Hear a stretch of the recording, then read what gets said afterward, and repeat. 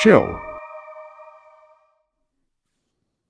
Hello, welcome everybody, and a Happy New Year. We are VFX and Chill, and hopefully you've been enjoying our lovely lounge music.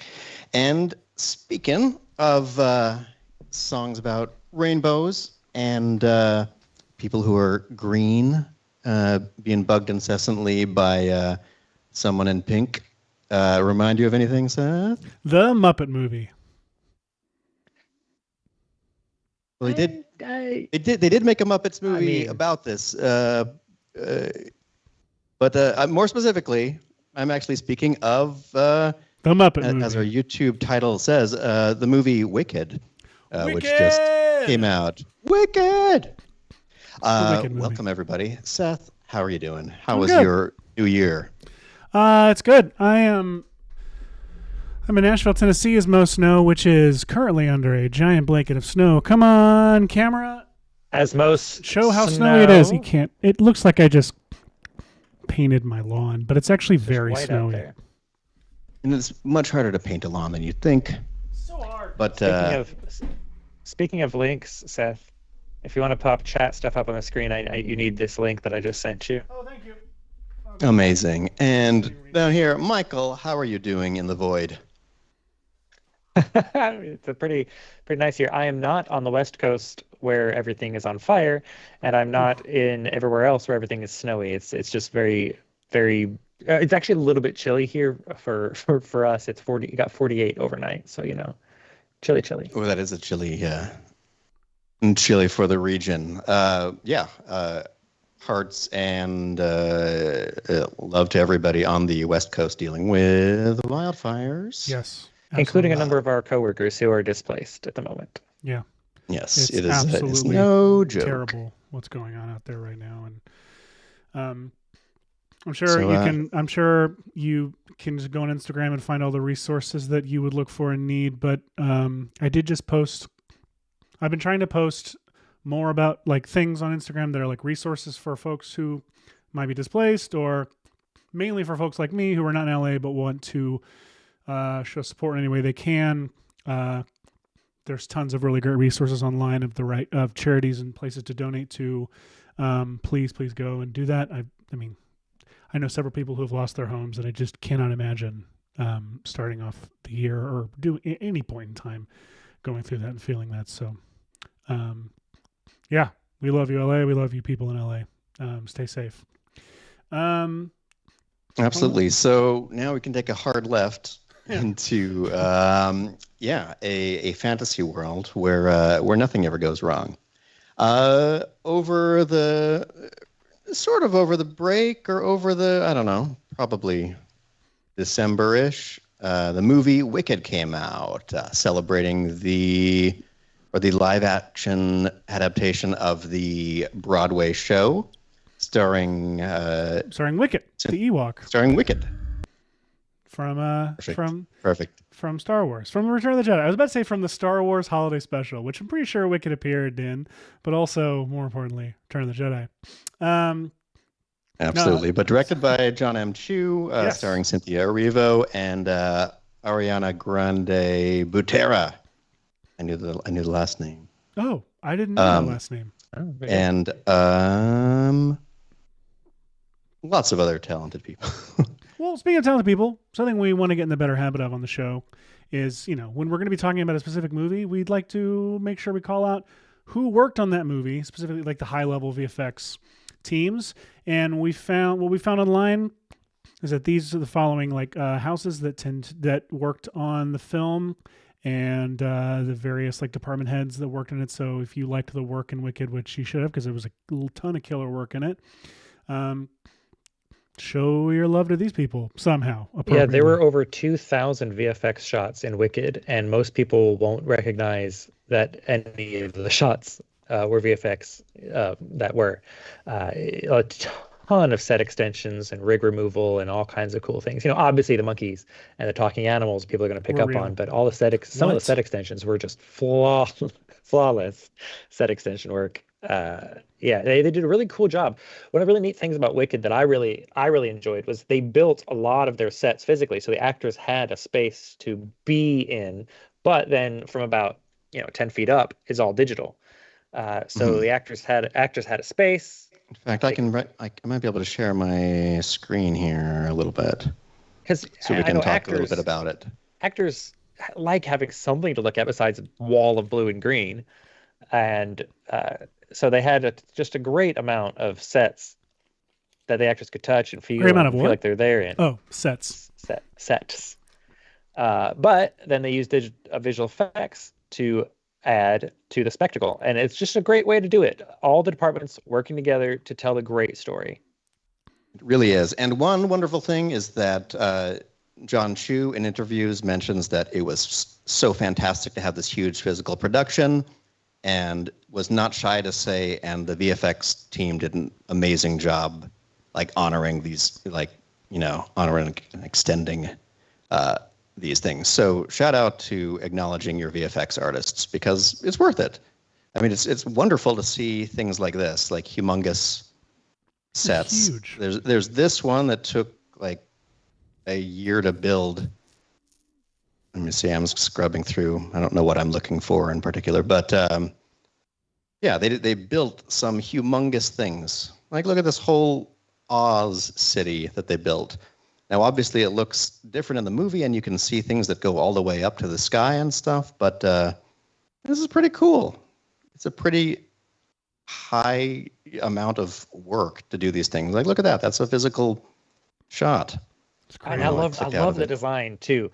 Like, from Elphaba's glasses to this train, everything in this world had a flavor to it, which was just little details, like the fact that they covered over the animal mural with the wizard, or not mural, but sculpture at Shiz, and then it got broken by Elphaba's power in the beginning. Like, all that kind of stuff is just neat, and world building and storytelling that is just happens in these little moments. Like, everything about it. Oh, I'm a huge fan of this film. Sorry, yeah, one kind of cool thing that has have started making the rounds online, and I think are in the streaming copies of this, are a handful of deleted scenes, because even though it is a 2.5-hour musical, it was split into 2 movies, this one being 2 hours and 45 minutes or something like that. And the next one being 30 minutes. Have stuff, yes. But look at this, like the majority of the scene like really is there, and you can see, all the little blue screen parts where set extensions were necessary, but they had a healthy amount of physical space. Like, here you go. Hash, can you hit Shift Z for me? I want to see if we can get that image. Oh, yeah. Oops, let me see. What is it on this? Is it Alt-Enter? To make things larger, you can also hit the period and comma keys to zoom larger and smaller in After Effects panels. I should have made like this steampunky, but not steampunky. Like, just the aesthetic is just so good. It's wild. So yeah, a humongous build, but there are clearly some shots where set extensions are needed, or you can see wires and things like that. That was a fun one, by the way. Did you notice that they had the fishing line on the top newspaper? It gets tossed down, because I hadn't watched this. So cool. I hadn't watched this scene before, but I saw the fishing line and I was like, "What's that for? What's about to happen here?" And then as she picked it up, I was like, "Oh, they're gonna make it fly away!" And then they did. It was fun. It's fun. Oh yeah, here's a good example. Like a remarkable amount of stuff here is behind them. There was another. What have I done? What have I done? So much a melodramatic question. What have I done? It's impressive what they were able to film for this movie. There was this scene that was a very simple example of a set extension scenario, where you can see how nicely they used this big blue screen. And like, for a blue screen, that's a healthy amount of it for a movie like this. Yeah. Now, Michael, do you want to explain why we needed a blue screen for this?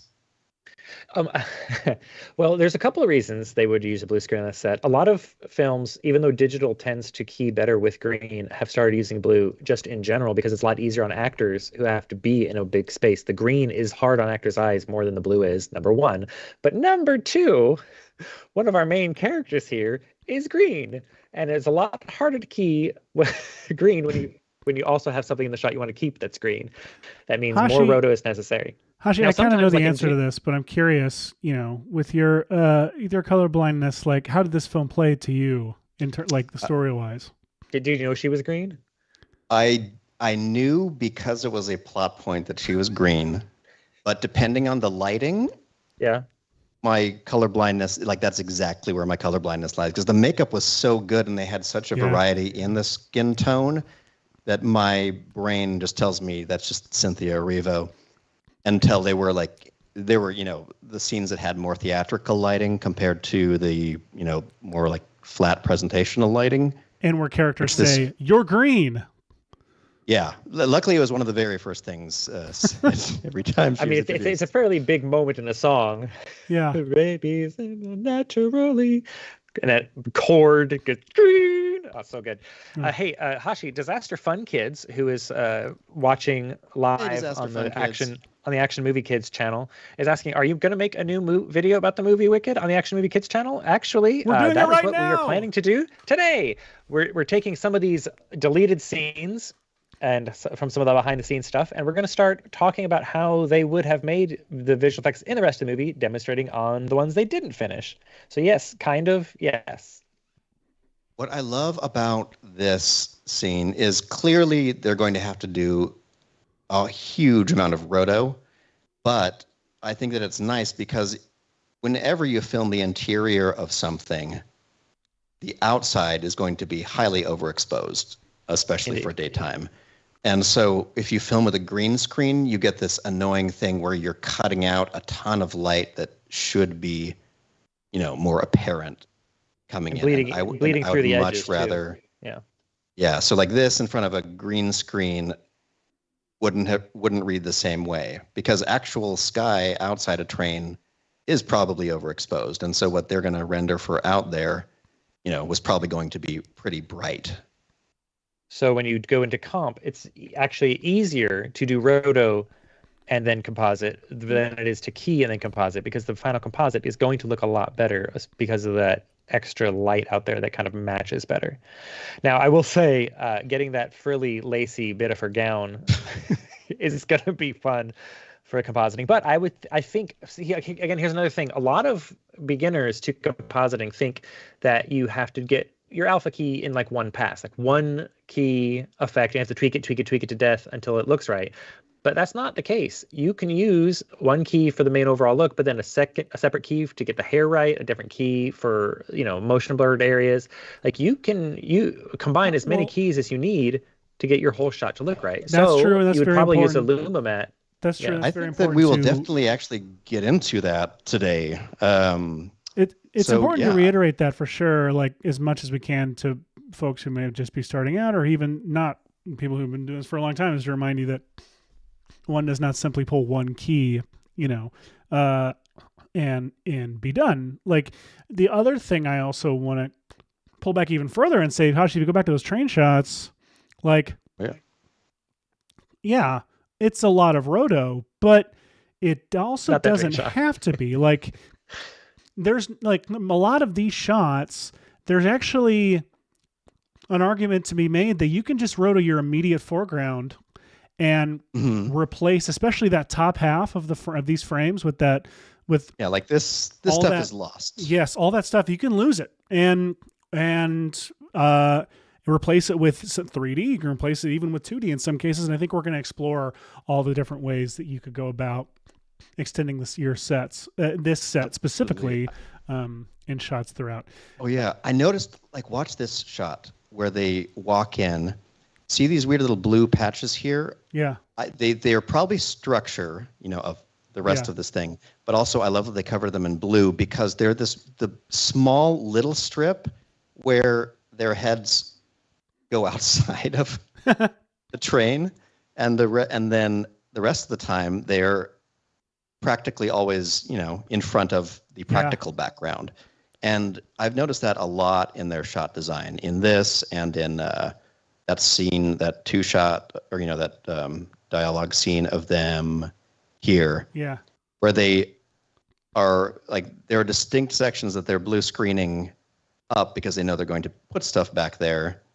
But they don't, the entire thing isn't blue screen. They have a lot of areas where, like that corner of the building, instead of putting it in front of a blue screen, they let it get, exposed out like that, which is what'll be happening in the final thing probably.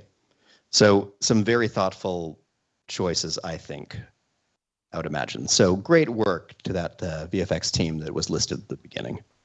Yes, these folks. Great work, folks. So I'm thinking there's a ton of set extensions was like a big one we want to talk about today on the show. But also I know that I just did this on the Superman episode right before the break, but it's fun to do flying shots, and especially when I have all this footage of Cynthia Erivo flying around on a blue screen. I might like you probably all know from all their relentless publicity for it, but she's literally singing and being recorded for these shots, which I was going to call BS on until I saw the breakdown with Avid did a breakdown of their edit, and they're playing all of the takes and vocals from this, and they are genuinely what went into the movie, which is so frustratingly crazy. That's really cool. I know that they've done that a lot on other things, and I know that it doesn't mean they always use those takes, just like you don't always use the dialogue recorded on the day. A lot of times you do ADR. It doesn't mean the magic's not there and the performance isn't genuine, but that's cool. I didn't know that it was they actually were genuinely using those stems of. There's a surprising number of them that they were actually using, which is crazy. Digital magic. Well, sure, George. Also human magic. And I love. Okay, it's not an argument, George. Digital magic. All right, you win. Fine. I love that she did so much of this too. Because she is, her performance is so good in this, and for her to be able to carry that performance through into this and not having been to rely on a stunt person for it is great. It's and really the fact that cool. she's singing while she's doing it, so it gives that feeling to her voice. All of it's so good. I really want to make this flying shot, but not fix her wardrobe. Just leave it. It's almost like Quidditch a little bit. It is very Quidditchy, yeah. Because it has there's a helmet and a Quidditch should have better safety helmets than those rubber. Anyway, like one thing I would think is really cool is they had to have the cape done digitally for these shots because obviously it would be getting in the way of their flying apparatus. That I don't mean the broom. I mean the rigs that they're using to fly her around the set, but. Mm-hmm. Also, it let them do that little nod to what happens on the stage show when she finally realizes her power in that moment at the end, and she does the thing that happens. I don't want to spoil it for anyone who hasn't seen the stage play yet, but to have her cape grow through the sequence in the movie is a great nod to what happens when she gets her power at the end of Act 1. It's so you're good. Talking about this cool number. Yes. Yeah.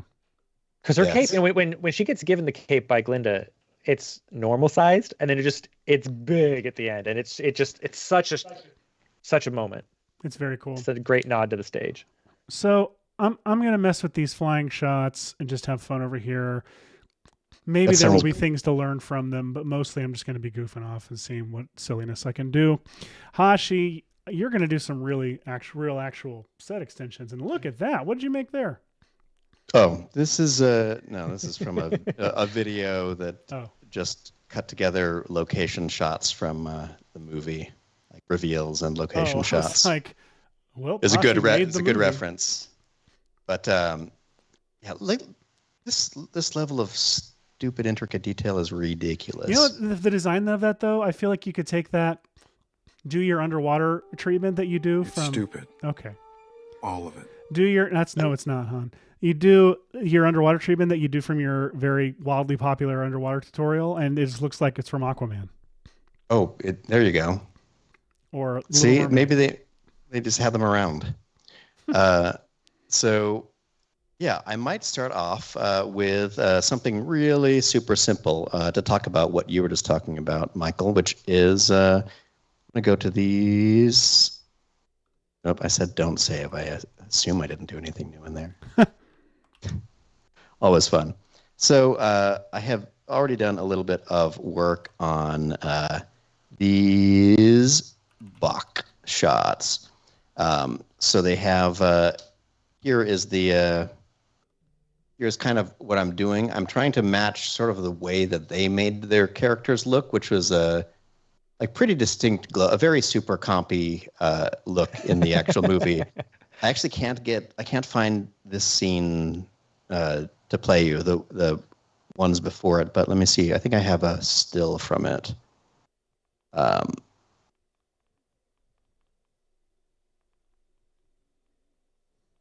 And while you're looking for that, I do want to point out that there is a link to Hashi's great Aquaman tutorial in the chat. I think I accidentally timestamped it. So, scooch back to the beginning of it.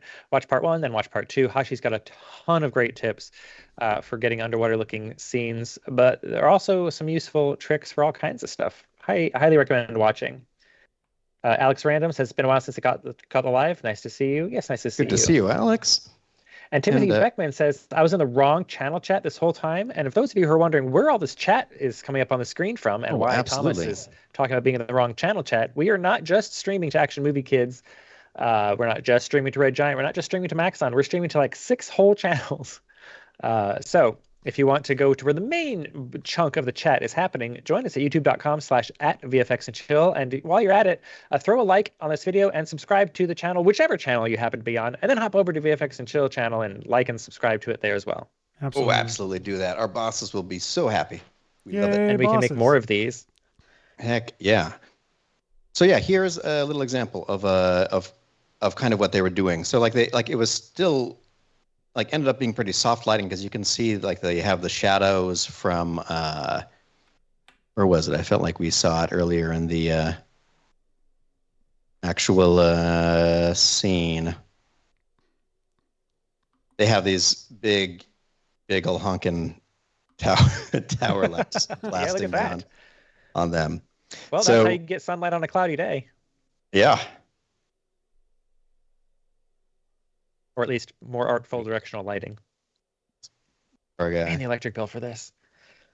Gosh, all the electricity. So yeah, I thought that it would be kind of fun to try to finish out some of these shots. So starting with something very kind of boring, I wanted to show you the way that I ended up approaching trying to key out SpongeBob here from this scene. It's funny, he plays SpongeBob and also looks a lot like what's his name from Mr. Show, who is SpongeBob, who voices the original SpongeBob. In fact, he should play that actor in a biopic about it. In a biopic about SpongeBob SquarePants. Yes. Mario Bear is asking, are you guys just ripping up shots or is the goal a theme? There is not really a goal or theme other than we're going to walk through doing actual shots on an actual movie. And hopefully you all will come along for the ride and we can all learn some things together. That's our goal. Learning. And thank you for liking this stream. We appreciate that. Yay! Woo-hoo. All right, so mind you, what I have is I did not have access to Universal Pictures original plates for this. I'll hit you up. Oh man, that would have been so much easier. Yeah, it would have been. So what I have right here is the H.264 MP4, which I have exported as ProRes so I can step through the frames better. But that means that the colors as presented here are compressed. That's exactly what they are. So it creates a bit of an issue for professional keying, but I think that we can sort of combat it. And I had a couple of different ways that I combated it. I almost always start with a little instance of Primat Keyer, part of the VFX suite here. I often start with the auto define key button, and that'll just guess what the color is, and you'll sort of see that it tries to kind of auto key stuff. Okay. But here we are at a moment. I want to ask Michael a question. Michael knows our products really, really well. I have had this issue before, not just with Primat, but with any keying software. Hit that again for me, Hosh. Mm-hmm. Now, his hair, I see, but mainly around back here, anything, stuff that's out of focus, especially the grass back there. Mm-hmm. What, I know what we can do outside of Primat to work with this grass edges, but right off the bat, Michael, do you have any immediate solution that you know of within Primat that can help combat this crazy dark halo or edge that we get when we do this? Yeah, it's a problem because if you apply spill killer to it, I don't know. Let's see what happens. I don't know. It's still going to have its luminance. It's weird. Yeah, we get a combination of things. Yeah, because again, this is compressed, so there's far fewer colors making up each pixel of here. But normally you could say enable the spill kill, and by default it's green. But we want it to be on blue, and when it's on blue, it's still, there's the contrasty edge here. If you turn up the top spill correction a little bit, you start to get a little bit of it back, but there's still this pretty high contrasty feel between stuff. So like this wouldn't be suitable. And this is all just going off the auto-define key button. This is not right. We haven't tweaked it at all. But I mean, honestly, it's a big problem for shots like this. When you have stuff that's out of focus and you're trying to key it, it's rough. Because I think you find in that edge, there's not just blue. There's red. Right. There's like this very specific mix of color happening on the edges back there that makes any keyer get really it confuses any keying software or tool. Yeah, so what you have to end up doing is starting to like paint color back in and then use the key as a mat for this color you've painted back in, or grab a hue saturation, like somehow use like a color correcting to grab blue, swing it to orange, and then use that with the mat. It's so out of focus. You could also just replace it with some other grass. I mean, there's like, or with his hair. You could just duplicate his hair and put it back there and put it back there on the end. That's a good point. I should just grab the cards of his hair. What's this, do. Hosh? So I was having trouble figuring out how to key out that grass in a nice way without just colorizing it and still getting a pretty dark edge. And so I got a little bit bored with that. And so I decided to go to Production Crate and ask for a bunch of plants blowing in the wind. Not grass even, but just a whole bunch of little plants. I tinted them kind of the same color as the grass, kind of offset them a bit, which I'm stunned that I didn't just have an asset that I'd made in particular yet that just does this. But it allowed me to go to try to recreate this background by saying, like, let's have the... I grabbed this still, which is basically one of the stills from the movie that shows this direction, but I erased the train platform with Photoshop and erased the characters from in front of here. Now, what's wild is this train run is shown to be like over days and nights, but like I don't know if that's supposed to be Oz. Like it's right over there. Because I see. Yeah. And also, and like on the map in the school, because I have gone deep on this. There is a map of Oz. I'm in so deep. Here's the map they used. Not in the musical, not the musical map that serves as the curtains. They redid it a little bit for the movie, where you can see that they have shiz, a not at all funny word to say, university, up here. And then you see a train track, which is the one that they must take down to the Emerald City in the center. And the train ride goes over days and nights because we've seen the behind the scenes footage of it. They fall asleep. It's nighttime at one point. They go through a huge tunnel. So this is a large space to walk, but also in this background, it really just does look like the castle is just right over there. So, I mean, and that could be a different castle. That might, there may be loads of castles in Oz. It could be a Sapphire if you've City. read the books. That may be close because it's labeled something silly. It's labeled. They passed through Regalia, which is a weird. Yeah, see, Sapphire City's right there, right next to that track. Sapphire City's over here. So yeah, they passed by some cool stuff. Maybe they had to like take a connection and are all over the place here. I don't know, but anyway, we digress. This is all to say that I did some a quick generative fill erase characters from the background, and basically this is what it looks like back there. I added a little bit of camera blur to it, and then I layered in my grass just above that here with some also with some camera blur. I layered in these birds, which let me show them. Some birds to fly by. I tried to kind of time them slightly with, here, I'll turn off all the effects on them. Here they are. Here's some production crate birds. Oh, this production crate or action movie or action VFX? These ones are production crate. Okay. They're just like a flock of birds that fly by. And to them, I'm adding universe bokeh, which can't see a whole lot what it's doing here. But one place that you actually can see more what I'm doing with it is in the joke promo thing that we did for this. Pulled by Hashi staying up past when his med should be putting him to sleep. And ending up with, oh wait, I have it rendered, right? What am I doing in here? I just want to be able to show off, what did I even call it?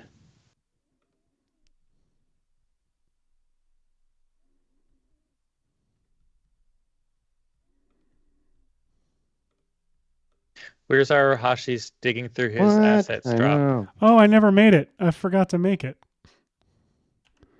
Here we go. So yeah, so this is a quick teardown of it. Is removed the original background, blurred this background card, put in all of these little pieces of grass. So you have some motion back there. I did this color correction on them, which actually is more color corrected than the movie is. The movie looks like this, but I wanted to throw some magic bullet looks on top of it. And then here's a little example of throwing in magic. Okay, once again a production crate asset to the background here. I mean, what's the VFX and Chill if there's no raptors around? Exactly. And then watch this, applying some universe bokeh to it. Look at that. Bokeh. Look at that beautiful fall off and stuff like that. I love it. I love the way bokeh does that. It's like a snappier version of camera lens blur. Look at this. So much faster. Look what's happening here.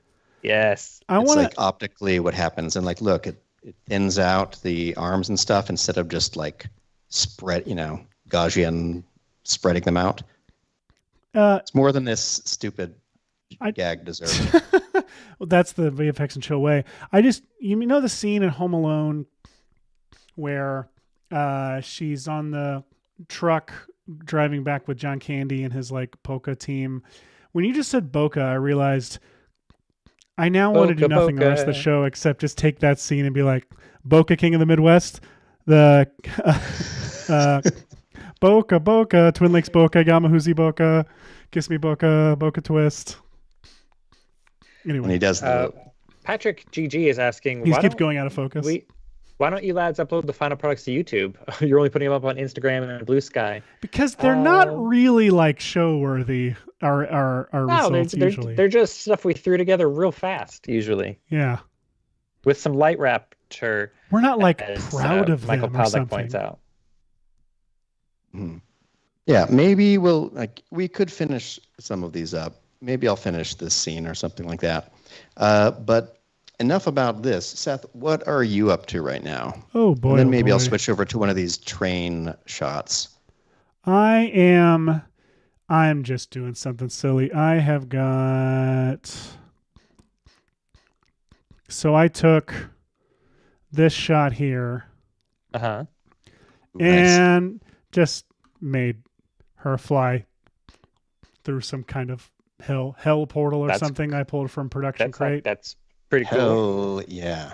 I mean, I just started working on it, but it's pretty silly. I'm trying to think of what else I could have her flying through.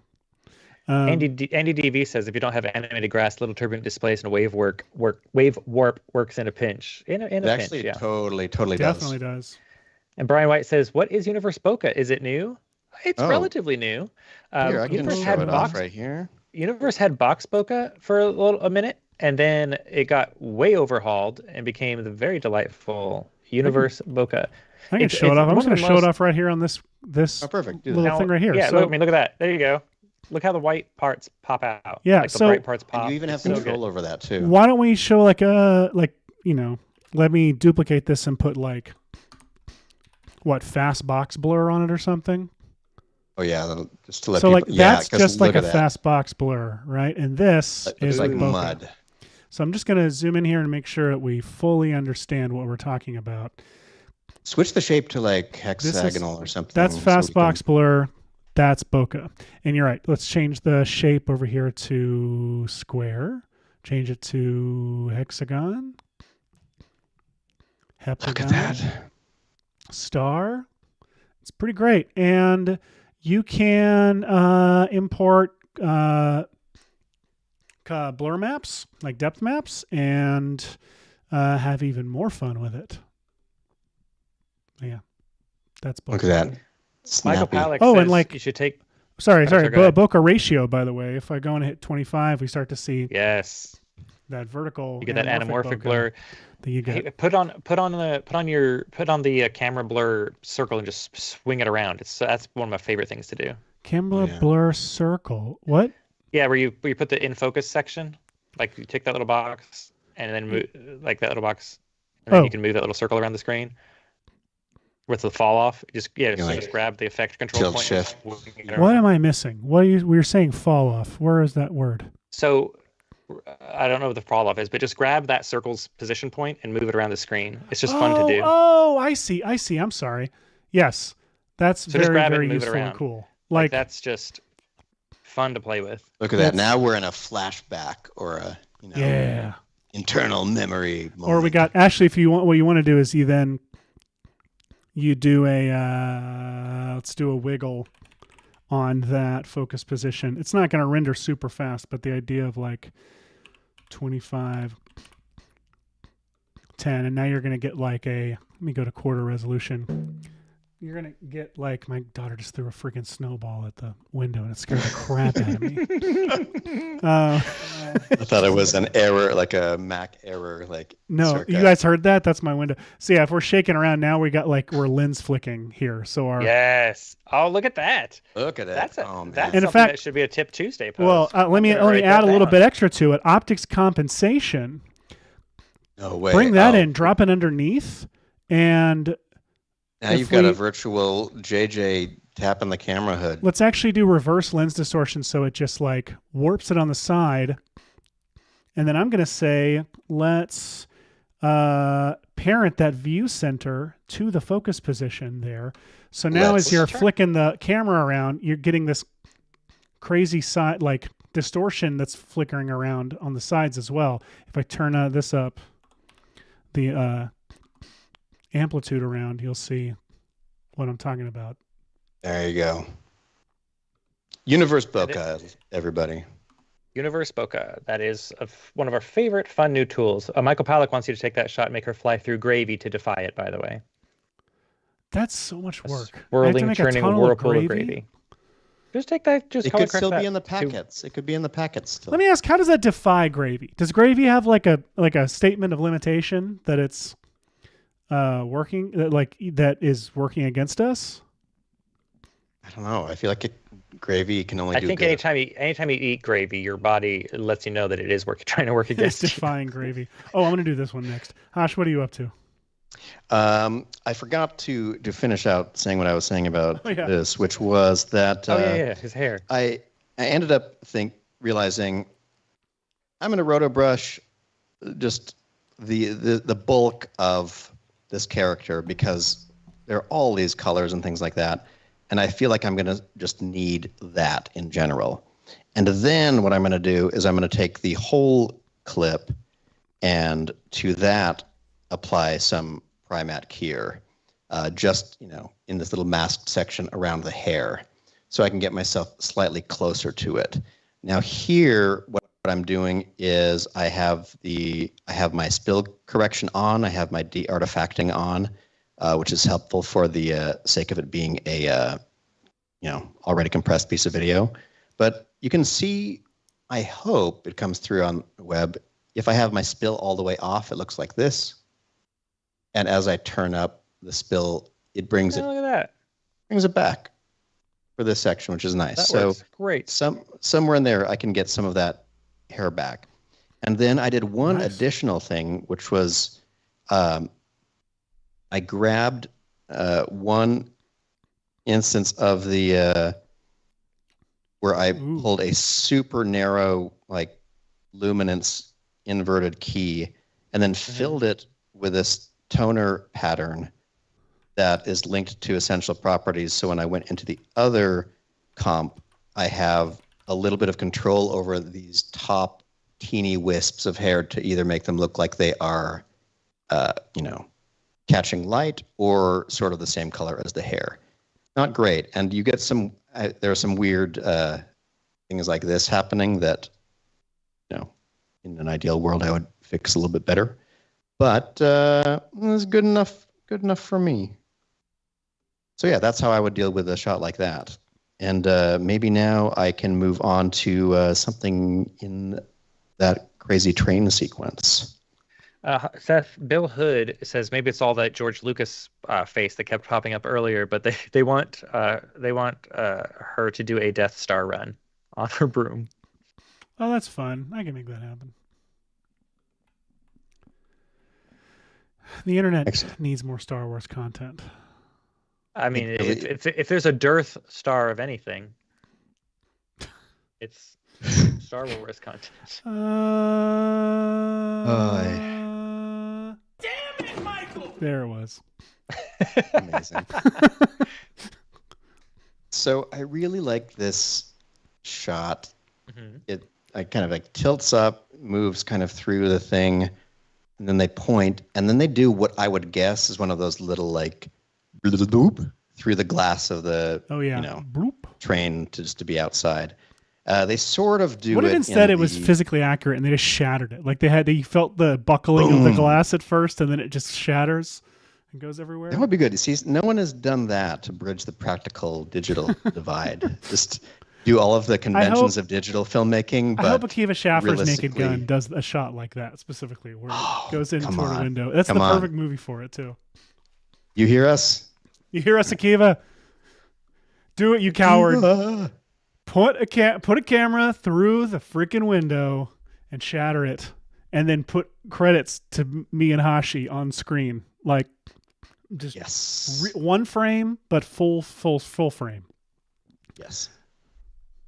So the tricky thing about this shot is we spent so much of the show on that joke. There's so little to for the tracker to grab onto. What I ended up doing actually was I went through and did a little quick, roto brush pass of Glinda because she's moving around a lot, and she fills the frame at the beginning. And when you have an object in the foreground that is like a person moving around, it really throws off what your camera track thinks is happening. So I ended up having to go through and kind of went to this, let's see, where did I put it?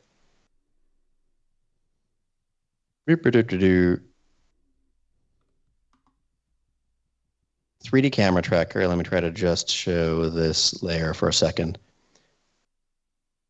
Whoops. All right, here we go. So I have my 3D tracking points, And once you've run the whole tracker, you can go through and highlight any of these and delete them. So I went through and tried to delete any that were tracking like the edge of the newspaper or eyelashes or something because she's moving. And so it would throw off the parallax, which meant that I ended up trying to just track points that are consistent across this whole thing. We start to kind of lose it toward here because this is a big, light box that they're just constantly changing. And this isn't even really a shape. It's a shadow being cast from behind it. That's not even a light box, is it? That's just a white wall in a warehouse, I thought. Is that? Oh, yeah, it's a big scrim. It's just I didn't realize that. Lighting behind it, I think. Okay. So this wildness, but it did kind of track through here. So what we've ended up with was actually, it actually kind of looks cool because I have the rotoed Linda. It looks really cool with those. That's an hour in Alice in Wonderland. Alice in Wicked Land. There we go. Yeah. So I used the little tool to make planes on just a few surfaces. This far back surface, this wall, broadly speaking, and this wall, broadly speaking, and then just drew some masks on them. And what's cool about this is it kind of rigidly follows the camera track like that. Oh, look at that. So, so for example, like here's the left wall and you can see that there's some masks on it. So, as the camera moves, it kind of maintains that piece of the train. And then what I'm kind of thinking is that the top of the cab looks like you could probably do a Luma extract on it like this. It looks like you might be able to, yeah. It's not bad. No. So that kind of combined with my, putting in the solids that keep this together, will make kind of this. The only thing that I'm missing now is an awesome environment. So that's what I'm going to... Yeah, that's an important step of the process. I'm skeptical that ceiling is going to even work, though, with the roto. I feel like you're going to have to replace that ceiling. Now... Maybe I'm wrong. It's true. It's a lot of stupid lines that get very thin and get blurred out. Oh, you see, here's an example of what it's supposed to look like outside. I think we can do that. They're driving through Bryce Country right now. I mean, here's the cool thing. Like we're cutting from these amazing sets that they built to full CG shots and to like it's so good. The magic of cinema. It's all an illusion. So Wizard of Oz of them. That's so whiz, as they say. Oh, wizard. What isn't that? Is that in Super 8? They say wizard when something is cool. No, what is that in? Or is it just me every day of my life? It's you every day of your life. There is a movie where they say wizard, but it's oh man, they say mint in Star Wars in a. Oh yeah, Super mint. 8. Amazing. Blake, right. Most of the shots with her were on blue screen. We were talking about that at the very beginning. Sorry, you're late. Speaking of people who are late, Joshua Lucas says, sorry they're late. Their side of the state is on fire. Not their city, but, they're late because of, that's their excuse anyway.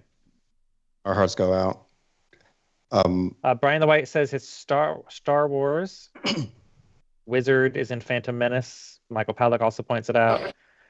And also in Skeleton Crew, they say wizard. Skeleton Crew, that's it. Caleb Natale is also there saying Annie says it in Phantom Menace. Caleb, who did an awesome Wicked video. You should go see on socials. And Mando says it in Book of Boba. Nice. Is that the Mandalorian? Or is that Mando Calrissian? I don't know. I'm sorry. Keep teaching. Amazing. So, Seth, you are right that ceiling is a big pain in the butt. There are a lot of things going on it. I just found rotoing that kind of like thin like something, it just There's never no works. great way to do it. Like, even keying it means that like the matte choking gets like out of control. Yeah. So speaking of out of control, Speaking out of control, look at this party. Solid look at this shot. Look at this solid party. I love solid This parties. shot had a really straightforward camera move that I knew would track pretty much perfectly.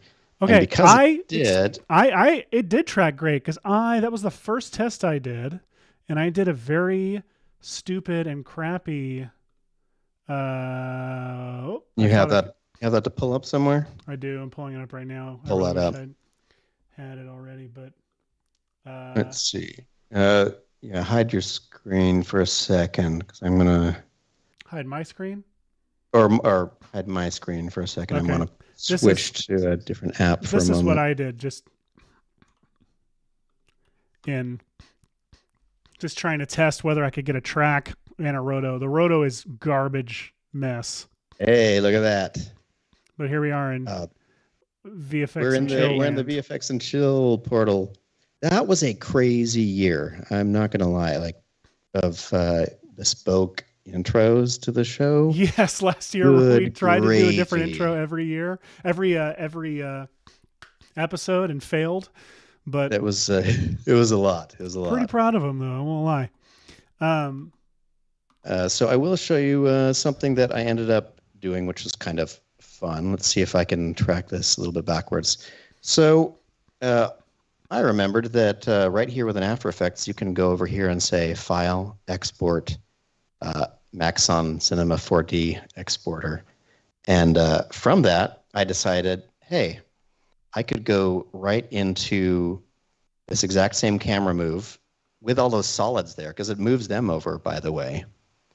And even though I could have started in Cinema 4D to do this, I'm kind of happy that I have my After Effects thing locked down and have this, because I was able to just sort of pop to a different camera view.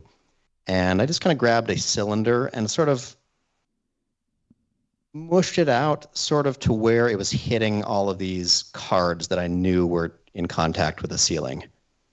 And all of that led me to a point where I could then load in the kind of a background card. Let me see if I can reveal it. I don't know why it's not revealing it right now. Boop-a-doop-a-doop. Standard. Well, I guess I'll cut to it. I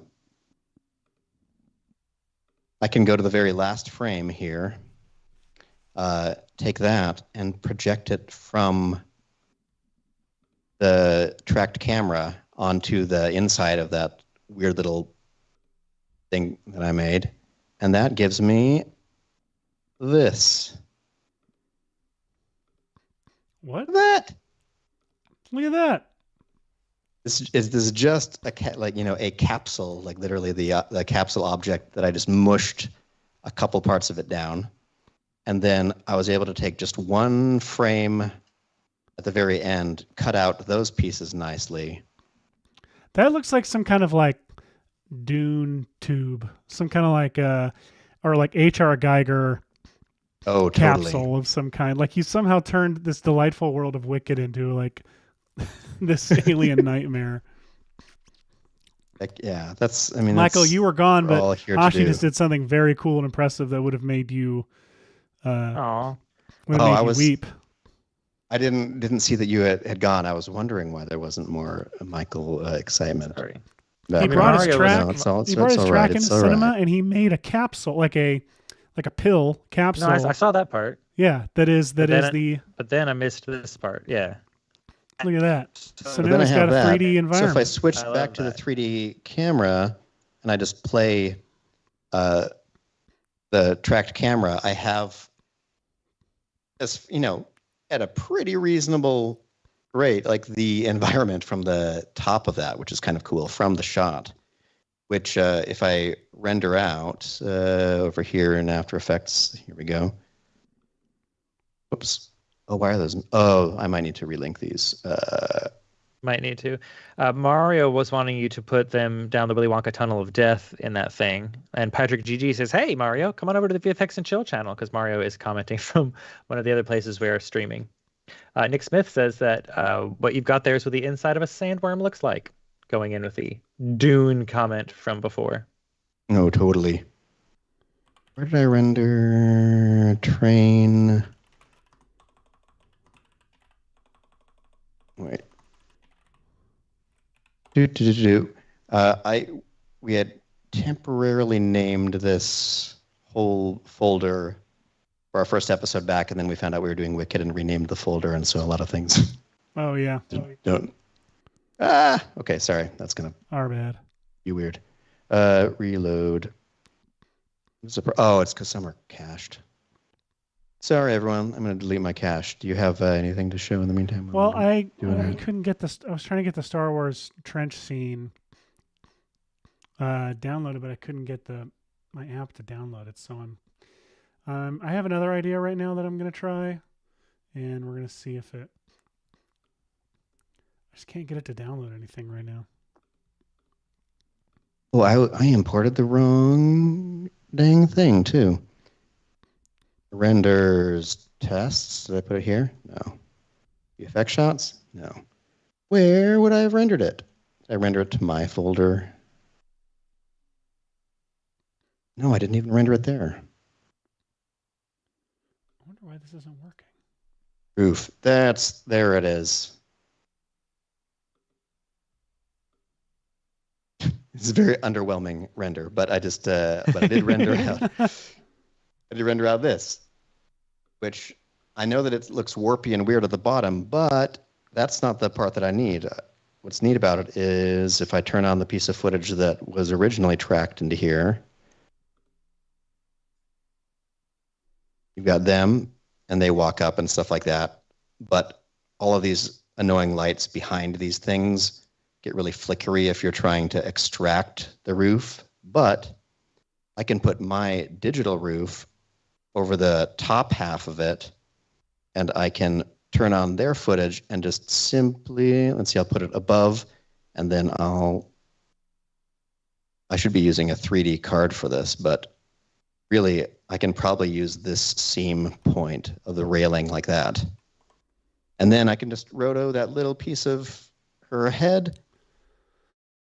And now I have this digital version of the top of the train. Nice. So yeah, so that's a very fun way to extend this intricate piece of set work by replacing it with a 3D version of it. And honestly, I think that it works great. Look at that. That does. That works really good. That's going to comp a lot easier. That go in front. So yeah, Grand Theft Auto 6 and Red Dead Redemption. Grand Theft Auto? Oh, I doubt it, because it's also and Red Dead Redemption 3. Anyway, it just says Grand because they're on one of the other channels and not the main chat. Anyway, they said, have you seen the Sonic the Hedgehog movies? We have, and we've actually got a tutorial on it. Hashi did a Cheap Tricks episode all about Sonic the Hedgehog speed effects and other speed effects. You can catch that at the link that is in the chat right now. Pretty Lisa confident Sari that asking, tutorial led to the creation of the Universal Electrolyze, right? It sure did. Very cool. Yeah, Very cool. Electrify came about in large part due to that. Sorry. And Lisa Sari is asking, what method would be best for rotoscoping? Do it in After Effects first or Cinema 4D? Cinema 4D is not good for rotoscoping. You want to do all that kind of stuff in After Effects. Then you use components in Cinema 4D for building the 3D world. Cinema 4D is great for building visual effects assets, not great for doing the full visual effects thing. You want to do rotoscoping and compositing in After Effects using Red Giant tools like Magic Bullet, Looks, and Super Comp, of course. Yeah, for example. And the Universe Bokeh that everyone... Oh, yes, Super Comp, hello. And, of course, Universe Bokeh that blew people's minds in the chat earlier today. Exactly. So, for example, in this shot that I liked, the one where it like pans over, we need an environment for here. And so since I've already gone through the fact that I tried doing a deep dive, realizing where does this train route go? It goes by Regalia, the Kingdom of Regalia, which is described in one of the books which I found somewhere. It's a bunch of crystals on this thing called like the Purple Mountain. So I grabbed myself a few assets, and let me close that. Let me close that. I should probably close some of the extra programs and files that I have open at the moment. Let's close that. Yeah, why not? Let's save that. And which all leads me to a few. Here we go. I imported the, I exported the After Effects file as a Cinema 4D project. So if you can imagine, this is basically that, it's looking down at her newspaper, and then it kind of looks up, and then the camera pans over and looks outside of a train. So what I'm working on right now is trying to envision just some kind of landscape that is worth pointing at when they pass by it, and that is sort of inspired by the whoops. You saw a flash for a second, and then I was doing too much. Yeah, with After Effects running in the background, trying to render things. Meanwhile, here's a complete waste of time, which I couldn't get the. Yes. I haven't even tracked or done any motion work whatsoever. It's just her just dropped right on top of the shot. It makes those me combining gives it real like Star Wars on Disney Plus energy.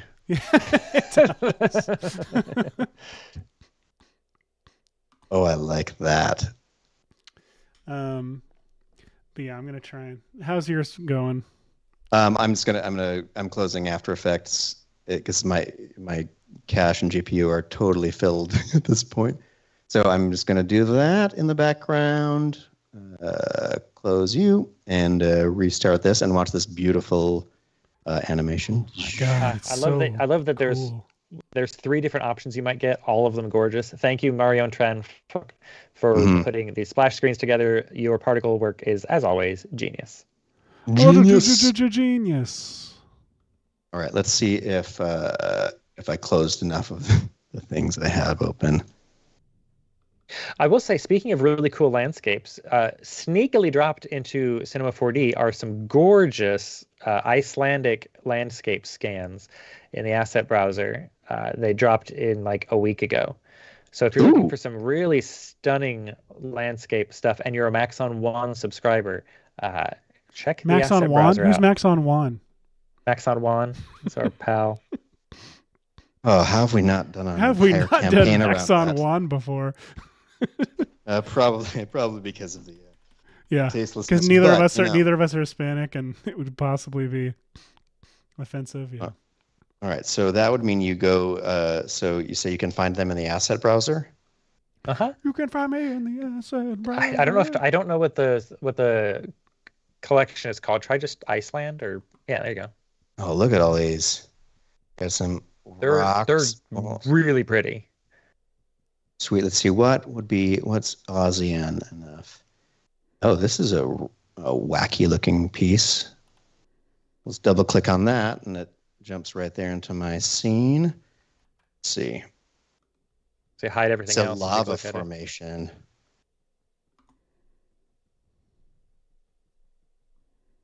Oh yeah, look at that. Oh, this makes this landscape much more interesting. Let's see, what angle do I like of it?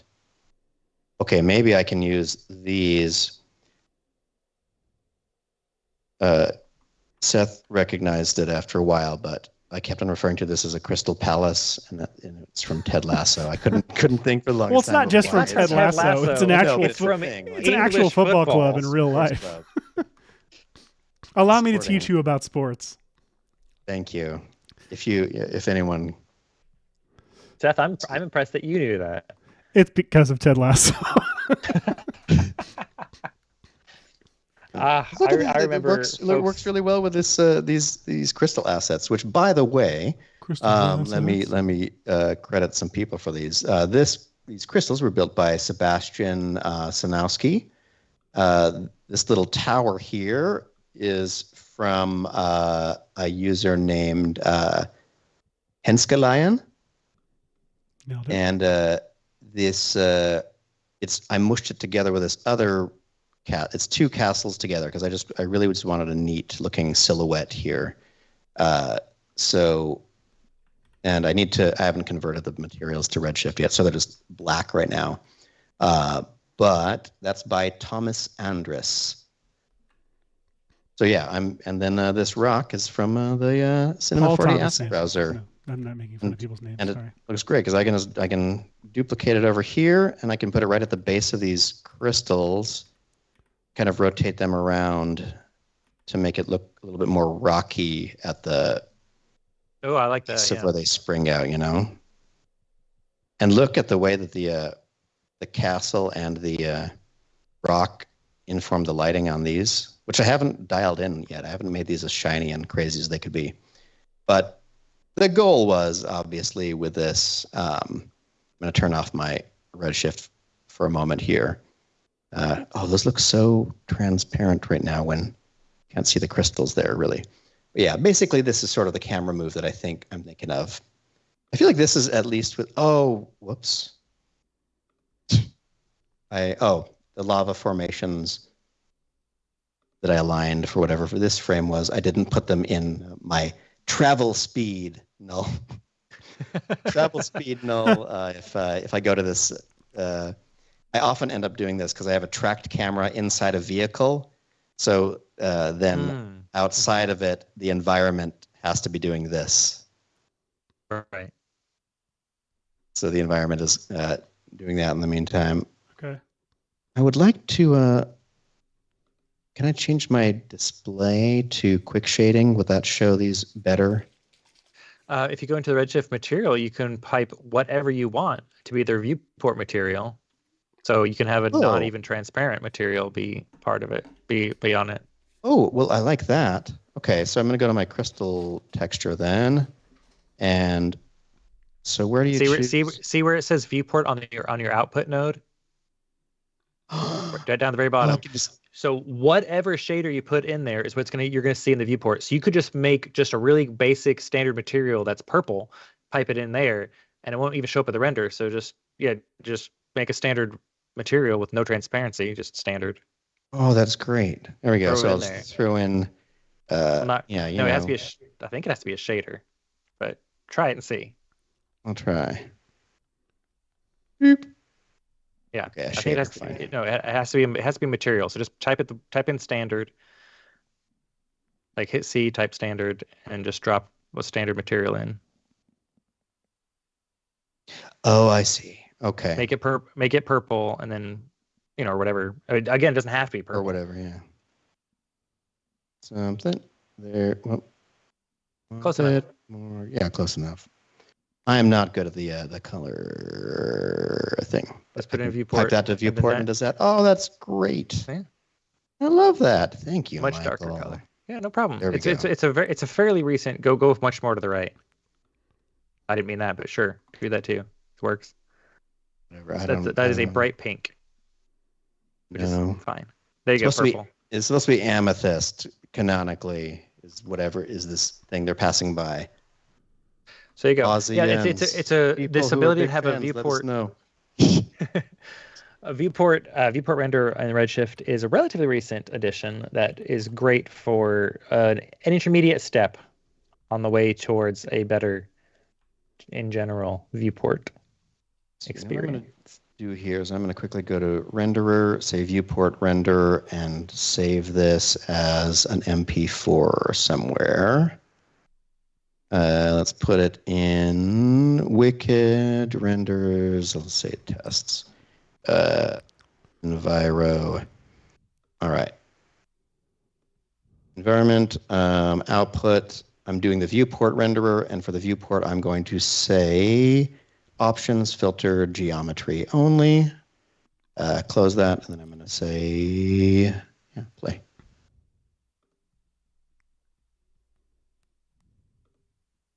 So this will just do it as just a quick something to have. Looks as good as the one previs train shot they got there. Right. And you'll notice that there's no ground here in the foreground that should be going fast, but that's because the sides of the train get right in the way of it. It's one of those things you have to kind of imagine what the Well, what it's a is the good tip. It's a speed of good the tip camera. that you don't necessarily need to create everything in the scene. If the camera's not going to see it, don't waste your time. Yeah. It's like people who don't decorate the back of their Christmas tree. All right, I've got continuation of the Mission Impossible idea. Holy cow. That is That's so amazing. good. Oh, let's call it. We're not going to top that. It's like really dirty, like time warp stuff going on in the background, but who cares? It's still funny. I don't think so, actually. I think it's magic. It is magic. Wicked magic. That's so good. What are you? Digital magic. See, now every time he pops up, we're gonna remember you didn't do the trench run. I couldn't get it to download. I'm trying so hard. Talk us through how you comped this. Well, so I have my roto here that is just that's super comp. Let me close that. And not yet, man. Okay, calm down. So I've got this roto, and then I've got scale happening from here to here, and then it stops because there's a natural ramp like on this footage. It's like going normal speed and then it slows down. And so I lost where I was. Where was I? Oh, in here. And so I have the scale come up to right here and then stop and then slow down. Then I've got, excuse me, so sorry. The Mission Impossible background. Here's the original, of course, that we're all familiar with. One of my all-time favorite visual effects shots of all time. Stu was been on the show. We've talked about this shot and this whole sequence, but this was such a like seminal sequence for me growing up that just like, my God, it's the coolest, one of the coolest shots I've ever seen. Then I have content aware fill happening here that I pulled from a very, very okay, a very loose, dirty roto of Ethan Hunt, and so that's in its own pre-comp down here. And on that pre-comp, I have time. I pre-comped it and then applied time warp, and I have it going at 100% up to right about here. Then it ramps down to 50%. So it looks like that, and then I bring the original plate. That's, this one with Tom, and I'll explain why in a second, along with my clean background and my foreground into Super Comp. Dun, dun, dun, dun, okay. Just, a reminder to everybody that our auto drops are falling naturally this year. They're automatically without us pushing them. So I'm sorry. So I come in here and let me just turn off the color correction here. So I have, ultimately I'm only going to have on my background and my foreground, right? But I'm going to turn on the shot with Tom for now. And I'm going to add a color correction to my foreground, and I'm going to click match background because she's right on top of Tom. And that makes her black levels match those of Tom's and recolors her to match. Reminder. I love it. That's such a great feature that it uses the alpha to grab what's behind it. So now she blends whatever is right behind that layer. And if I really wanted to, I can keyframe it to where I could say, let's have it be here.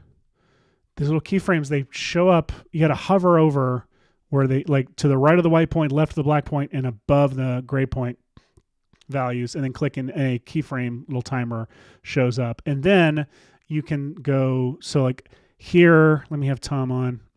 I can say match background here. Then let me go to like right here and say match background. Maybe go back a bit, say match background. So it's just these tiny, subtle variations. Oh, I love it. And that's what I did. I can do more. Like I could, just like Oscar Schindler at the end of Schindler's List. You can always do more. You could always do more. I'm going to apologize for referencing Schindler's List, and then I'm going to go in and I could add a optical glow to my background and turn highlights only up to like 75 or something. And then the size up to like 100 and amount maybe to like 0.5 even. And what does that do? Maybe nothing, but it's still putting it too wraps much around her edges. Yeah. It's providing this natural light wrap that I like even more than applying light wrap. That is bringing, I can make that glow smaller even if I wanted to, but it's still doing this fall off. But yeah. Yeah, this nice light wrap around her. Another thing that I might want to do. Hang on, Seth. Lisa's asking, did you just do this on the show, or have you prepped any of this beforehand? No, I just did this on the show. Like, I just thought of this while we were on the show. Yeah. It's usually how things go. That's the fun of this show. And it's one of the reasons why we invite you all to watch this on the official YouTube channel, VFX and Chill. Yes. And if you watch it right there, you can see the link on your screen. Hop into that chat, and it's the one that we can see during the show. So Michael can see all of them. Seth and I can usually see this one for sure. So you can make suggestions and make stuff happen during the course of this exciting 2 hours. Speaking of people joining us in the chat, we've got Jamie Hashimoto has joined us. Jamie. Oh, Jamie. Jamie. There it is. Hello. Just want to point out, yes, I did this on the show, but the reason this is so fun is because I'm working with a really good base of a VFX shot that has a lot of chaos behind it. Like, this is just an incredibly cool dynamic VFX shot. Again, like one of my favorites of all time. Really important. And it's also a low res, like super compressed version of it. So I have a lot of chaos. Chaos playing in my favor here. And so anyway, Hashi, what about you? What's going on? Hi, Sunny. Hey, Seth. Thank you. I was about to. Sunny, how you doing? So I went to just kind of overlay my, like my garbage mat over top of the viewport render, and it's not bad actually. I think the camera track kind of works. You get the idea of a big landscape kind of moving the background, but it felt slow because you're supposed to be able to take it in, I would imagine, and it's supposed to be far away. So what I'm adding in the meantime is I created a solid that I can just put as a plane right here. That's the kind of my ground plane. And then I'm adding some fractal noise to it in overlay mode. Then I'm adding a roughen edges to it to kind of do that. Let's see how much I can turn that up. I'll turn that up to like there. Maybe make the edge sharpness a little higher. Maybe I can't actually make I don't want to get the situation where I'm getting little like islands like that, so I'm going to dial down the size a little bit here. And I'm going to use a second instance of roughen edges and turn the scale of this one down so I can get more crunchy little shapes. I promise this is going somewhere. But I'll turn the border width down like this. So now you can see a big roughen edges kind of does these kind of patterns, and the little one gives those little sprigs like that. And then I'm going to throw a fast box blur on there that's only horizontal. And then what that's going to do is,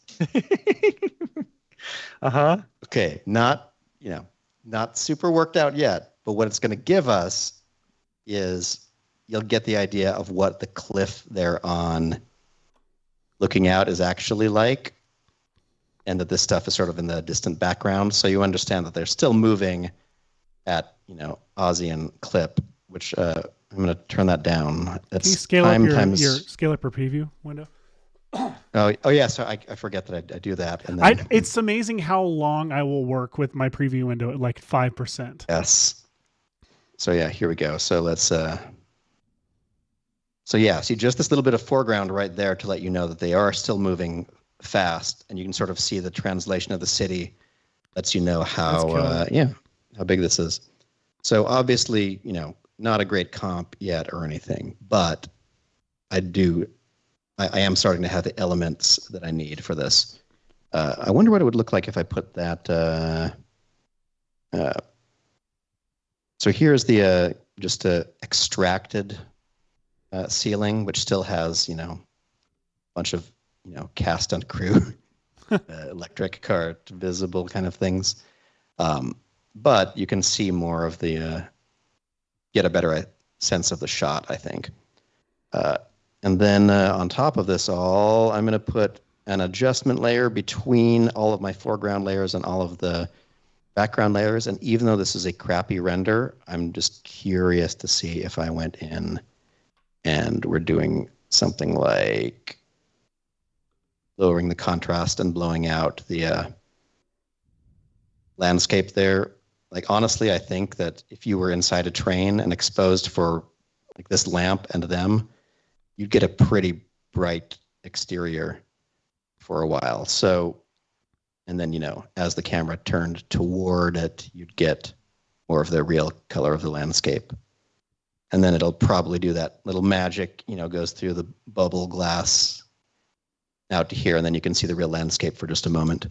So were we to finish this shot, that's sort of where I would want to go with it. I don't want to get totally lost in it right now, but y'all get it. Get lost in it. All right, well, in that case, I need should close After Effects again before I try to red shift it up while streaming. Let me hop into here and let me see how this was looking. Let's go to, I got to switch back to the Redshift renderer instead of viewport, and then start my viewer here. And what's cool about this is that just having a dome light in here with this little sky pattern gives all of these landscapes and shapes, like, it does so much without me having to do a whole lot of work. You can see I can rotate this around. I feel like a lot of the landscape wides in this movie are very backlit, so you can have like a flare that goes across them. So maybe some angle like this might be nice. It's always important to try to figure out how backlit and how lens flary your shot is going to be. I feel like somewhere around there looks kind of cool. I know that these are very, very bright and colorful in a maybe distractingly bad way. Let me see if I can. Let me see if I can. Which one is the crystal color? Is it this one? It's called Plastic Bag. Right, I'm going to switch it to crystal. It's supposed to be amethyst. Not that I know. one rock from another. Amethyst? Is that it? Amethyst? Amethyst? Amethyst? I don't know. But I am going to go into the output properties or the standard material properties of it. The transmission weight is 1. I'm going to see what happens if I dial that. Okay, if I had no transmission, then it's like this. There's no light coming through. But I think that I would like it to also have... here, what do I want to do here? I want the index of refraction to be pretty big. I want the... Oh, let me turn up the... What is feeding into how reflective it is? The roughness is controlled by this guy, and this texture, which, let me see. There we go. If I turn up the gamma of this, then I get a little bit closer to a like clearish pattern, because I'm making the surface less rough, so it's diffusing less, but it's getting pretty dark here just with this light. I could give the material itself some interior glow too. Should I do that? Yes. I don't know. Let's see. So we'll go to, what is that? The emission. I'll sample one of these colors and then just turn up the weight slowly. Oh, too much. It wants the teeniest tiny bit. Okay. Now they're a little bit more clear and a little brighter. They obviously need more like internal variety or something like that. Or they need more of a, what kind of sheen? What did the sheen do actually? Charlie Sheen. I can't tell if I'm actually seeing Charlie Sheen. Seeing Charlie Sheen. I don't think you are. I don't know. All right. So what I can tell I'm missing is this castle shape isn't really made of any kind of cool or bright crystal. I'm going to go to its material and try to brighten it up a little bit. And I'm just going to do that by grabbing whatever the original texture was and messing with a gamma a bit. There we go. Now it looks more like a crystal-y thing. I'm so good and professional at this. I'm doing the internal brightness and contrast adjusting. And then the stupid top part of the castle is a bunch of individual textures, which is really neat and will make it look good, but I don't want to deal with all of them. Should I just grab something from the asset browser? Yeah. Yeah. And some nice. This isn't the Emerald City. They're going by Sapphire City and Amethyst City and other fun cities on their way to the Emerald City. These are massive crystals.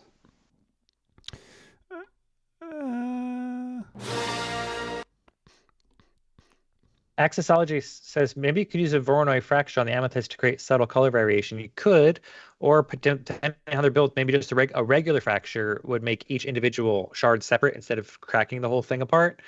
Again, depending on how they were built. But then you could use MoGraph effectors to drive the redshift material to give each piece slightly different coloring. Yes, you could. There's a ton of things you could do in here to add detail. Oh, absolutely. We're trying to see if there's a way to replace, the thousands of hours of work of other artists' aesthetic in a couple of short minutes here. Is really what we're trying. What if I did that? Nothing. What if I did that? Nothing. Wait, where was it even putting those?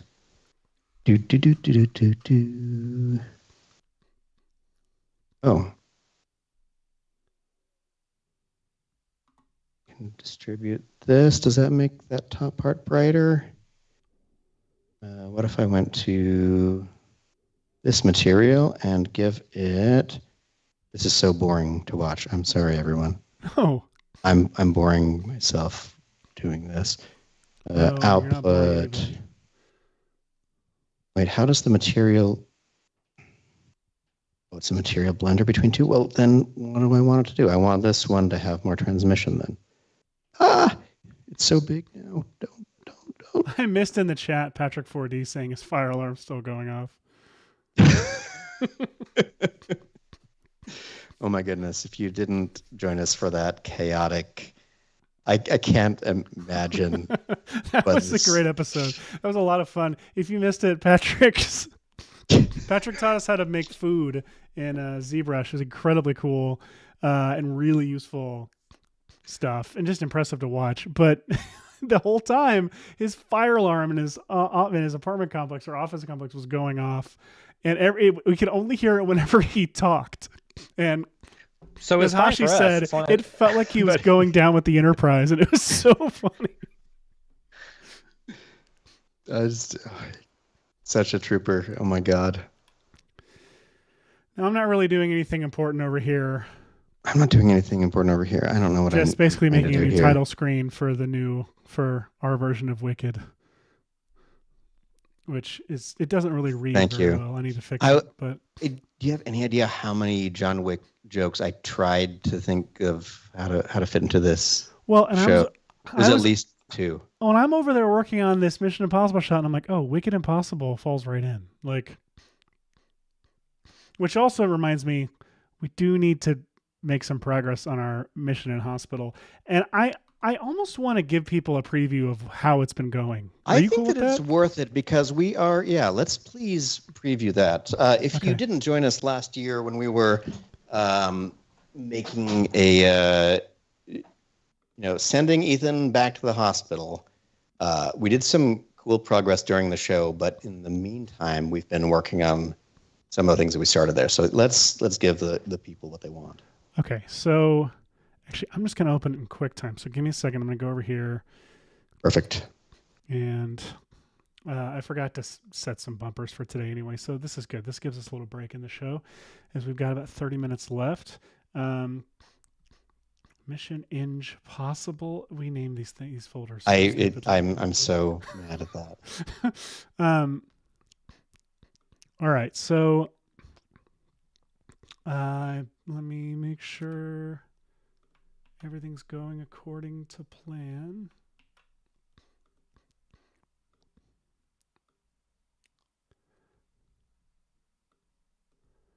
All right, I'm going to make this mostly full screen. Excellent. And go to my screen. So here we are. I'm going to play the audio through. Everything you are. This is a work in progress. Everything you've done has come to this. That's the pattern, isn't it? You refuse to heed simple medical instructions.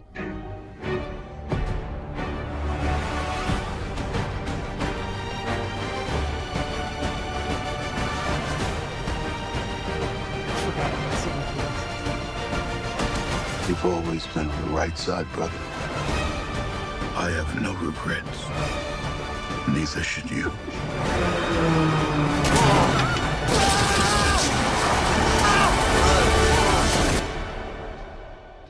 I need you to trust me. One last time. We have way more done than I remember being done. Yeah, it's so good. Wait a minute. Good. I forgot that you got these plane shots rendered out. Oh, no regrets. There was this next shot. There is a ridiculous amount of stuff going on. This shot is so funny. I don't know why it's doing that while it's playing, but the way smacks.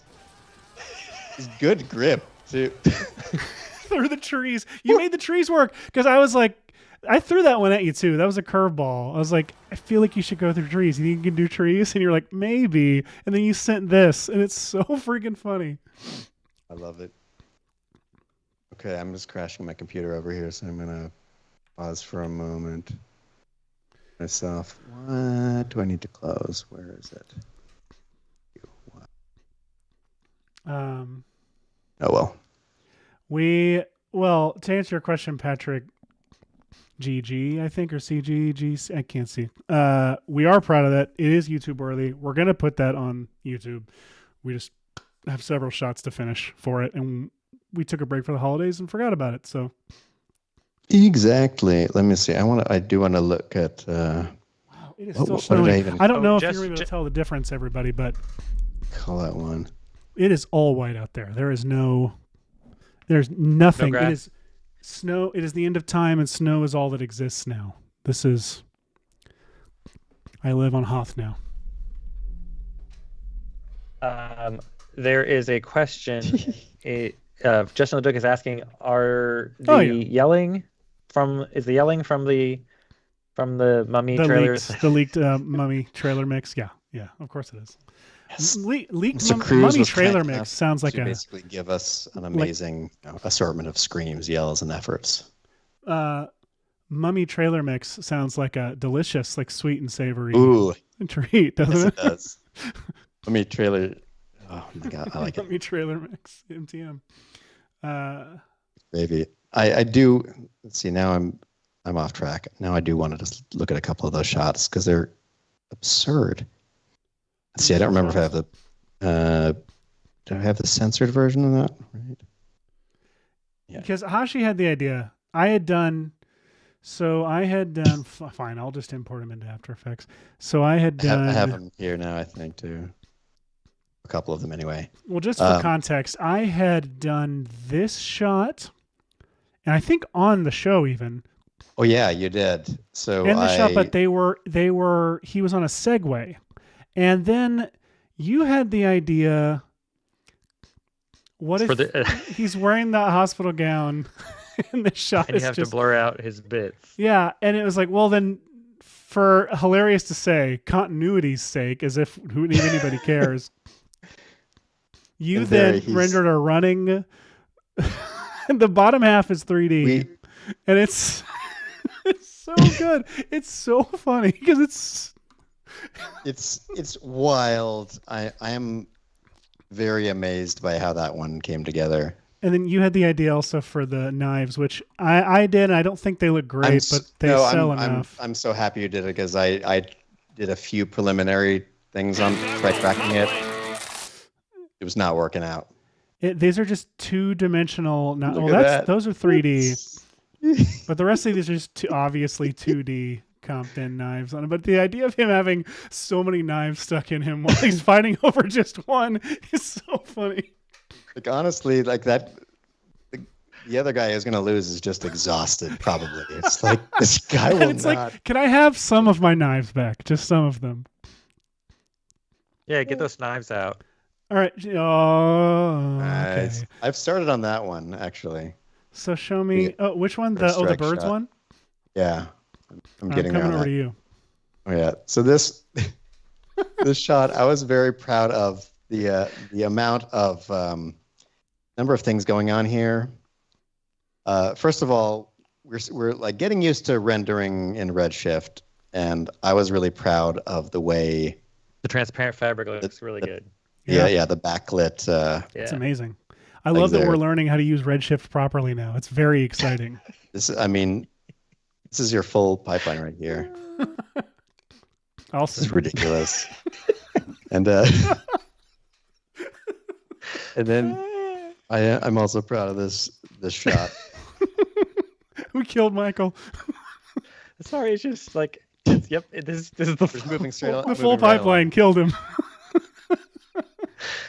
I mean, that's the point of the show, though, is we are doing a full VFX pipeline, but for the dumbest like thing. We're doing. Look at this. This is so. Like and we went from like plates and like adding like bruises to his face to this is a full CG rendered in Redshift environment with dynamics. We had to create these shots because they did not exist in the trailer, and Hashi pulled this together. And I also have to say that making the sound design for this shot, for these kind of shots, are really tricky because we have a limited number of screams from the Mummy trailer, and you can tell in the Mummy trailer they're reusing certain like yelps of his, and it's tricky just to figure out, okay, how much did this one hurt, and how much did this next one hurt? What's the arc of pain in here that we're expressing here? The arc of pain. And it's so funny to hear him just just. I exported this the 3D from with a bunch of Cineware tags on pieces and brought it into After Effects and then added a particular emitter to his body that it's leaves when he hits through the trees. He's just trailing leaves. That's great. And also, there's an emitter, a radial emitter right here for this over the propeller, barely perceptible propeller. So whenever it hits, but look how good that looks. Leaves, it's also that looks so good. Hitting them too. This reminds me a lot of like one of the pod racer shots in a way, like where it's like the depth of field is slightly too shallow for how this would look. But I'm loving Redshift. It reads as motion blur because the thing is, like, the reason you get away with that is because the camera is focused on one thing, it's moving with it, and everything else is whizzing by. So it, like, motion blur, super crutch helping here. And then also, I always love to add a little bit of universe heat wave if it ever looks like a long shot. So you have just a little touch, yeah. lightly in there, but it helps. Anyway, this is all because of my train shot. I crashed it in the back. Crashed my train. Back to Wicked. Oh, okay. So I want to clarify. Did you render yet? So we were talking about this hospital shot is so stupid and so funny to me. You did it so great. I did the coffin shot at the beginning. The ambulances you pulled off, which are so good. This shot, I was like, I don't know what to do here though. Do you have just the preview? I've started it. Let me see. All I've done is I've painted out the plane from it, and I started to download the assets for the stretcher. Oh, I thought no. You had a specific idea. It's specifically that instead of this plane, it's actually like one of those medevac. No, that's not what your first pitch was. Your first pitch, you just opened up cinema. Do you have that? Did I render that? I think I rendered that somewhere. Where did I render that? Probably in my test shots. Part of me is like, that's what it needs to be, because it's so stupid. What the hell did I call it? I need to find it now. I'm looking forward to when they release their next trailer and we drop this one. Yeah, I think we're gonna. I mean, the problem is when they drop a new trailer, there's gonna be all these new shots we're gonna want to add. Oh, I know. I just hope this one gets traction like the last one did, because people need to see this in all of its glory. I know someone who might be able to tell us when that next one is probably going to come out. Ooh. I wonder if it's worth asking just to know how much time we have. Goodness. What shot number is that? On the screen right audience, now. It's a 1040. 1040. Good buddy. Seeing if I have it anywhere. Oh, well. No, it's going to take too long to find it. Okay, well, the idea, Hashi just rendered this. Here's one idea I have, and it's, he opens cinema and just shows me it's the same plane trajectory, but the plane is just rolling and tumbling wildly through the air. Like a child's toy, just tossed. Just like ass over end and like, oh, it's so funny. I wish, because it just disappears into the horizon. And Nick, to your comment, that is a biplane. So there you go. Nailed it. Which is true and a joke at the same time. True and a joke at the same time. So what were we doing on this show? We were doing something productive. Wicked. Oh yeah, you're right. I am wicked. There we are. Oh, nice. Wait. There it is. Finally. The brim is so big. I love that it looks like a giant cowboy hat and a giant witch hat at the same time.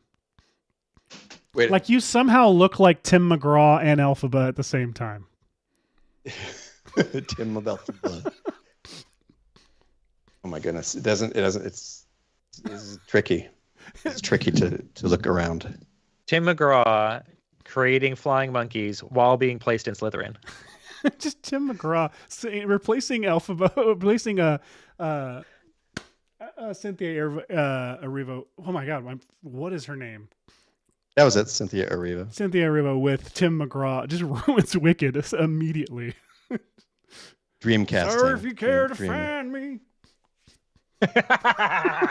Oh no! I mean, no. That feels like that's not out of the realm of possibility that something like that exists somewhere. That like someone look to the western skies. If anyone's friends with "There I Ruined It," you feel free to pass that on for free. Gosh. Scale. Yeah. So I don't know what I'm doing. What I do need to do is I need to finish out the environment from my this shot. Try to get some kind of pretty render. I'm probably going to grab the area around the castle and use a little like cloner to distribute a bunch of little like, shacks or something like that. I think you could also I know it's not that kind of movie, but you could get away with some Atmo, like download some fog or something from Action. Oh yeah. Action Movie Essentials, or not? What is it? Action VFX. Thank you. Jeez Louise. Action VFX or Production Crate. Yeah, they would both help the speed a lot. Mm-hmm. Yeah, I was and very you can use them in confused. super comp to add just a little bit of like atmosphere. Something's going on. Definitely. I keep forgetting it's going to do that. Me too. Wild. But yeah, I feel like I had a lot of fun doing all this ridiculous stuff. Let's see. I'm just going to save. I'm going to close this train one because without, like, all of the next steps are kind of boring. But I was kind of curious if I looked at this shot, what would happen if I went into here and went over to, say, create a reference frame. Maybe I can do some photoshopping. We also, we could probably call this. No, I want to see. You've got 10 minutes before the show is over. I want to see how far we can take this shot in 10 minutes. Yeah, let's do it. By let's, I mean you. You do it. I'll watch. All right. Well, like one thing we could do, obviously, is so we take this shot right here, and I'm going to select pretty much anything hinting at this being a set here. I'm going to try to select that wire. I want to maintain some of this plate. Ugh. Let's remove this blue screen. Let's remove SpongeBob. I guess I need to remove all of them too, huh? Are you going to remove them in bits and pieces at a time or all in one fell swoop? Well, see, I'm unsure what I want to do because in theory I should replace all the way down to like here. I should get rid of all the blue screen and see what it does. All right, I'm going to do that. I'm going to go and I'm going to get rid of that, and you're leaving like so 2% messy of this shot. I know. Yeah, okay. Now I'm just going to press generate fill without any instruction. All right.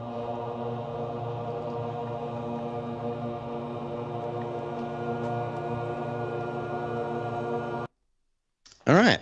So there's one. There. Oh, bleak. Nope.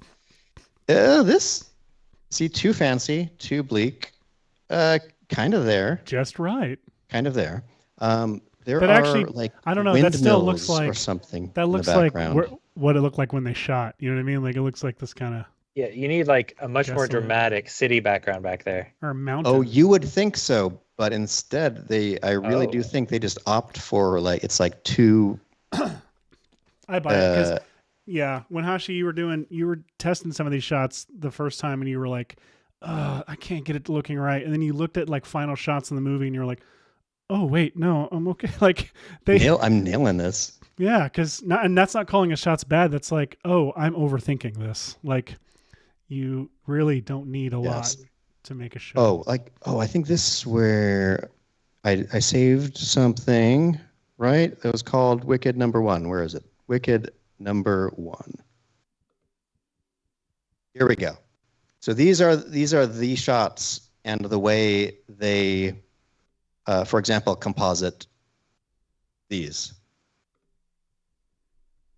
Oh yeah, they just but that's right because that's away from the city. We're looking back towards the city, so it's look like that direction.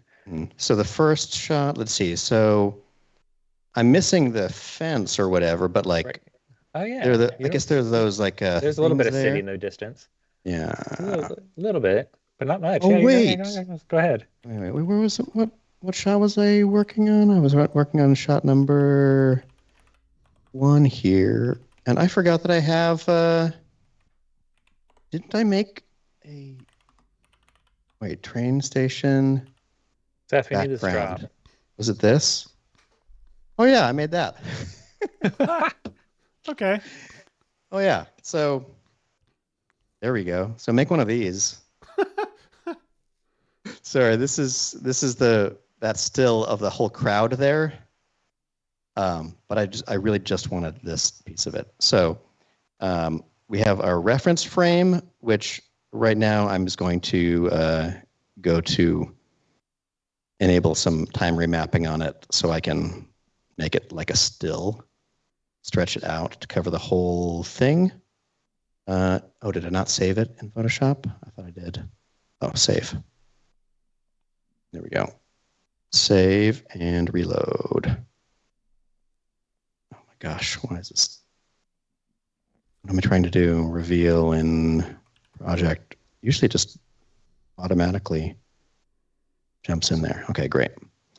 Okay, so let's duplicate the footage. Let's go in here and hit it with some Primac here. Let's try auto define.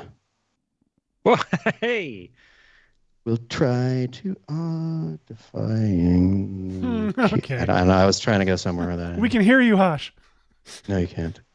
Let's identify more of the screen area. Oh, I need to enable that there. Alonso Perez Yaksik is saying, why are streams never announced? Alonso, you need to follow Maxon Red Giant on Twitter, Blue Sky, Facebook, Instagram, one of those. And make sure you interact with posts every once in a while so the algorithm gives you more of ours. And you would have found out about this. We posted about it at least twice this week. So please, please follow Maxon Red Giant on any one of your favorite social media platforms. And you will get to hear about streams before they happen. Absolutely. Do that because we love having you. All right. So Alonso was saying that they go to the VFX and Chill account and there's no announcing there. Yeah, so I'm not in charge of that one. So, we do we have a lot. I may have some control over it soon, so I might be able to add some stuff to it at some point, but not currently. We got a lot going on, you know. Okay, let's see. Does she walk above that line? No. All right. That's already looking killer. I'm going to reset Primate. I'm just going to go and say manually sample. Got to be on mouse mode. Let's grab that. We all color. want Michael to be a radio host. This color. If you want Michael to be a radio host, on the wrong. You might love following Red Giant's social media channels. Because that's Tuesdays all Michael. With Michael. Indeed. And every Tuesday, I post two tips about different ways to get more out of your Red Giant tools, or sometimes just compositing, VFX, motion design, color grading, and editing tips in general. But mostly it's about how to get more out of your Red Giant tools, little hidden tips and tricks. Been doing it for a couple of years now. So if you're in the mood for some tips, go search for Tip Tuesday on any of our social media channels, except for Blue Sky. That one's too new. But any other ones, we've got a ton of tips over the years. Tips using the Compy Superness better, and Primac Keyer tips, and Magic Bullet tips, and Universe tips. Just tips everywhere. Tips for the universe. Alan Menezes says, YouTube recommended me your Chanel, and I hope you enjoy the scent.